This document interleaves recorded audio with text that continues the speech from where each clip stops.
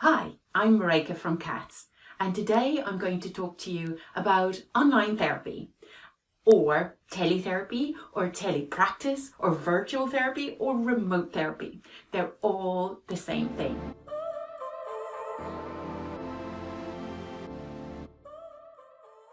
Online therapy has been around for more than 10 years, but 2020 has pushed that to center stage.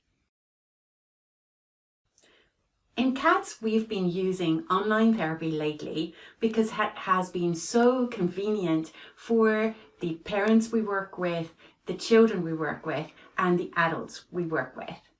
It is time saving, it saves on travel, it is lots of fun, and it is a really safe way to do therapy. He absolutely loves it. I love it because I feel I'm seeing everything that he's getting to do. I can see his progress. Jennifer is sending me on the information through emails that I'm working with. I find it just works around the day much better. And I'm also going to incorporate the school, that the school can do an online therapy with Jennifer, with Jake while he's in the ASD class, and that we can all be on the same program basically, and all working together. I think the online sessions are much more interesting for my child, especially. Like he really likes the online things, so he really enjoys the online session with Marika. It has been brilliant for us. It really has helped us. He's come on so much in the last 6 months. He's able to understand us. He's even starting to make little sounds and words. And it also gives me that bit of help and support that I've always needed. Without a shadow of doubt, don't think twice on doing the Zoom consults because they're incredible, absolutely incredible, so well set up, such an amazing service. I've been recommending them everywhere.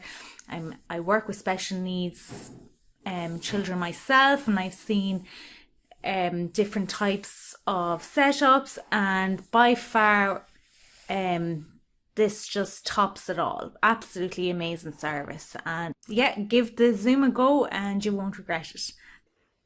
Our client feedback supports what the research is telling us about the success of teletherapy. Our parents have been saying that they found it much better than they ever dreamed of. Our kids we work with are so excited about doing their therapy sessions and say it's lots of fun. Our adult clients are telling us that it's even more convenient than face-to-face, so they actually prefer it to face-to-face. Since CATS started online therapy, we had a few frequently asked questions about the process of online therapy and what to expect.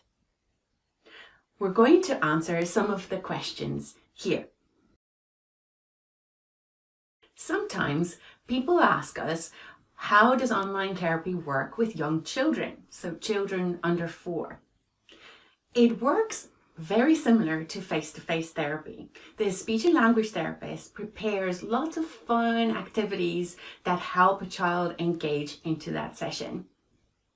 We also incorporate some movement activities, some games. We never expect a child to sit in front of that computer quietly for half an hour, because you wouldn't expect that in face-to-face therapy either. I just wanted to show you some of the activities we use when we work with kids doing online speech and language therapy. As you can see, I have a background behind me. For those seeing me on the other side, that's a green screen behind me that we're projecting the image on. So we use some fun backgrounds to engage a child into the activity itself. So what I might do is I might change the background as I'm talking so that we can pick something else that a kid might be interested in. So we might change the activity to the background to Paw Patrol, or we might change it to a background with some dinosaurs, so that we can use the interest of the child as we are doing this session as well. So let's pick a background to go with for the moment, and then I want to show you some of the activities we use. So I'm going to share the screen like I would in a therapy session, and I'm going to show you one of our virtual therapy rooms. So this is my virtual therapy room. That's me. You'll see me waving, and then I can go to various areas in the therapy room and share that as well. So I'll go to games, which is my fun swing, and I might go to our Daniel dress up activity, because a lot of kids like Daniel Tiger at the moment. So then I can go directly to the website and we can start playing a fun game. Hi, neighbor. We're playing dress up. You can help us try on all kinds of different dress up clothes. So when we do the dress up, we might work on vocabulary, or we might do this task as a reward game. We can pick lots of What different... do you like to pretend to be?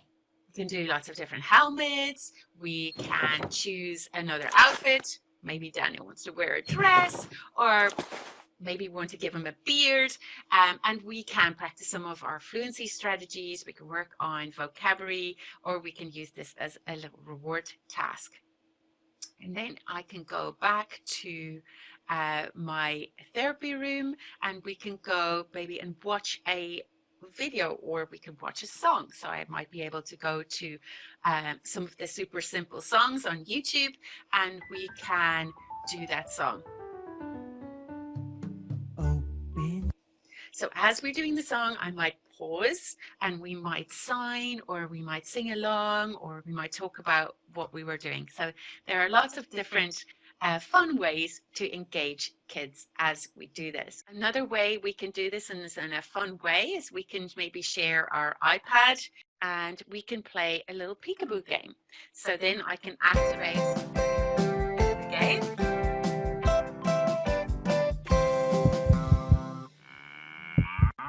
So we can talk about opening the door, or who is in there, and we can open the door and have a look. Hi, cow. Cow. And then we can close the door. And we can see who's next. So there are lots of fun ways to use the iPad as well within sessions to make it really interesting. Another way we can do an activity is by using our green screen. So when I maybe want to work on some of our sounds, for example, I will change my background to switch on something that I can use objects with and actually interact with the screen behind me. What's great about this as well is that the kids can see me better, because I don't have to compete with another screen. And now I can take our surprise bag, we can have a look inside our bag and see whether we have like a throat sound, like a k, g sound. So we're going to, when we get a throat sound, we're going to take our little crocodile here and we're going to feed him. So we've got Eddie, our tongue tip sound dinosaur, over here, and then we've got Greg over here, Greg the crocodile, who we're going to feed here. So we're going to see what's in our bag, and we can say, oh wow, we've got a Teddy. Teddy has a tongue tip sound. So now that means he has to go into Eddie's mouth. So in we go, and we put up, oh, and Eddie ate the teddy. Oh my goodness, who would have ever thought that? And then we dig into our bag again. Oh, we've got glasses. So glasses have a throat sound. So now we can put it. Oh, the crocodile is going to eat the sunglasses. Here he goes. Oh, and he ate it all up and went into the back of his throat. And that is how we talk about our tongue tip throat sounds, using a green screen activity and using our objects. There are lots of different ways we can use green screen for those activities, but it's great to be able to take this, and it looks like magic because the kids don't see all the tricks behind me that they don't know about. All they know is that Eddie and Greg have had a nice little meal of whatever toys we have in our bag. So when we do all these activities and we use all the technology to our advantage, the main idea is to make online therapy really fun, really engaging for children. And to be honest, it's a way to actually use more things than we would be able to use in face-to-face. So in some ways, it's even better. So it is the speech and language therapist's responsibility to make it as fun and engaging as possible. Another way we help engage children is using parent coaching. This is, again, similar to what we do in face-to-face therapy. The reason why we use parent coaching and involve parents is to help with progress. Because like we have when we do a physio and we have to do the exercises at home, if you don't do your exercises, you're not going to see the progress over time. Speech and language therapy is the same. We can't see that same progress by just doing a therapy session for half an hour a week or half an hour every 2 weeks. We're going to see the progress by the practice being done at home every day. And the only person who can help with that daily practice is the parent. So why do we need the parent to help engage the child? The difference with face-to-face and online therapy is a parent is going to be our eyes and our hands to help make this as engaging and as fun as possible. Now we, as speech and language therapists, help the parent prepare for that. We might tell them what kind of activities to prepare for the session. We might prepare water play activity for young children to really engage them in a fun activity that I like to do at home. That will be on the floor, maybe in the kitchen, protecting the floor with some towels and a bowl, and then we're going to have lots of fun together. And then the therapist coaches the parent through what kind of things they can talk about and how they can work on the goals that was identified to work on the child's speech and language goals along with the parent. Then what we do when we do parent coaching, we really then help facilitate more learning by being really actively involving the parent, actively involving the child in a really fun activity, and in that way we get our progress. Speech and language therapy is not a magic wand. We really need to use everybody in that child's environment to see that progress. CATS also have online workshops that we have available for all the families we work with, and we then give our parents access to those courses to do them in between sessions to learn about some of the strategies we use and also be able to view some of the video examples of maybe how to use some of those strategies. Our parents have found that really helpful as another tool to help learn how to help support their child's speech and language needs. So another question is, what about the technology? Now, all you need to be able to do an online therapy session at home is a laptop, a tablet, and if you're really stuck, you can use a phone. A phone is not ideal because the screen is so small, but in an emergency, it's definitely useful. You also don't need to have a really strong Wi-Fi signal. All you need is something slow but stable. And if you can use Facebook or you can do a Skype call at home, that'll be a strong enough signal to do online therapy. The speech and language therapist is there to also help you sort out any of those technical gremlins, and we'll be there to help you in how we can work on some of those settings. So we are there to help support you in getting those bugs solved so that you can have a really successful session. The other aspect of setting up for technology is how you set up the session at home.